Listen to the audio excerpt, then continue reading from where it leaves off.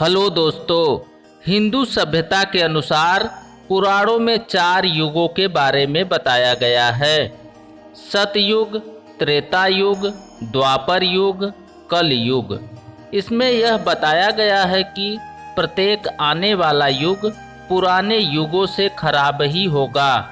जब एक युग के बाद दूसरा युग आरंभ होता है तो नैतिक मूल्यों और सामाजिक मानदंडों का पतन हो जाता है। इतिहास में युग के काल एवं स्थान का विशेष महत्व है। दोस्तों, सतयुग यह पहला एवं सबसे अच्छा युग था। इस युग में अपराध बिल्कुल शून्य था। यह युग सत्य एवं 100% शुद्धता वाला समय था। इसमें लोग दयालु थे। इस समय चोरी, हत्या, अपराध आदि के लिए जगह नहीं थी। सतयुग में लोग निरोग्य थे। इस समय के लोग मजबूत, साहसी, धैर्यवान एवं सभी गुणों से संपन्न थे। इस युग को ऋषि मुनियों का युग भी कहा जाता था। सतयुग की प्रमुख विशेषताएं। इस युग में भगवान विष्णु के निम्नलिखित अवतार थे: मत्स्य अवतार, कूर्म अवतार, वाराह अवतार और नरसिंह अवतार। अवतार होने का कारण यह था कि मनुष्य जाति का उद्धार एवं धर्म की रक्षा करना। दोस्तों, इस युग का तीर्थ है पुष्कर। इस युग की मुद्रा थी रत्नमय। दोस्तों, मनुष्य की लंबाई इस युग में 32 फीट होती थी, जो कि इस युग की प्रमुख विशेषता थी। इस युग के पात्र सोने के होते थे, जो कि सभी मनुष्य भी प्रयोग करते थे। दोस्तों, दूसरा युग प्रारंभ होता है त्रेता युग। यह युग भगवान राम का काल माना जाता है। यह दूसरा युग था। इसमें नैतिक व सामाजिक मूल्यों में कमी आई तथा इस समय कई राज्य का उदय हुआ था। त्रेता युग में अनेकों युद्ध लड़े गए थे, जिसमें खेती, खनन आदि कार्य प्रमुख थे। त्रेता युग की प्रमुख विशेषताएं। त्रेता का तीर्थ नैमिषारण्य है। इस युग में भगवान विष्णु के 3 अवतार प्रमुख थे। वामन अवतार इस युग में बलि का उद्धार कर पाताल लोक में भेजा।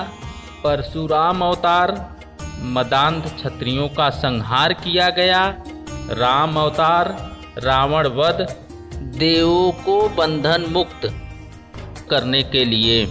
इस युग की मुद्रा स्वर्ण है। इस युग के पात्र चांदी के होते थे। इस युग में मनुष्य की लंबाई लगभग 21 फीट होती थी। दोस्तों, यह युग भी कुछ अच्छा ही माना जाता था। दोस्तों, तीसरा युग प्रारंभ होता है द्वापर युग। यह युग में नैतिक और सामाजिक मूल्यों में बहुत कमी आई। उस समय के लोग अपने पूर्वजों की तुलना में काफ़ी कमज़ोर और तामसिक कुरीतियों से भरे हुए थे। बीमारियां शुरू हो गई थी। मानव का औसत जीवन काल कुछ 100 वर्षों का था। विशेषताएं। द्वापर का तीर्थ कुरुक्षेत्र है। इस युग के प्रमुख अवतार थे कृष्ण। देवकी के गर्भ से एवं नंद के घर पालन पोषण होता है।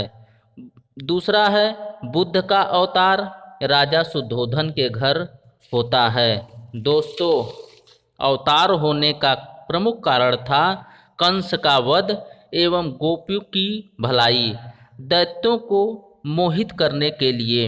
इस युग की मुद्रा चांदी है। इस युग के पात्र ताम्र के हैं। इस युग में मनुष्य की लंबाई 11 फीट तक होती थी। दोस्तों, अंतिम युग माना जाता है कल युग। यह चौथा एवं अंतिम युग है। इस युग में मानव मूल्यों का ह्रास हो चुका है। लोग अपने पूर्वजों की तुलना में बहुत ही कमज़ोर हो चुके हैं। पर्यावरण प्रदूषित हो चुका है, भोजन, जल एवं वायु आपूर्ति बहुत कम हो चुकी है, अपराध चरम सीमा पर है, मनुष्य मांसाहारी हो चुके हैं।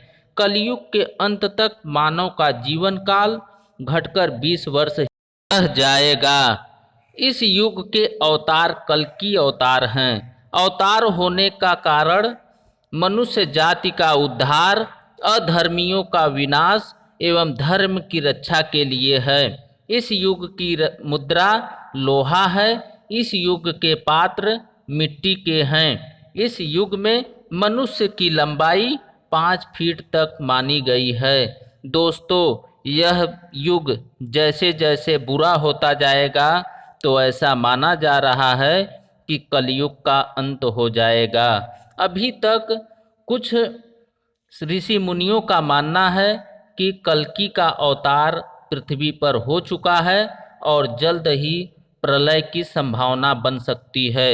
दोस्तों, अगर मेरे वीडियोज आपको पसंद आए तो मेरे चैनल को सब्सक्राइब करके बेल आइकन को प्रेस कर दें ताकि मेरे आने वाले वीडियोस की नोटिफिकेशन आपको जल्द से जल्द मिल सके। Thank you for watching my videos.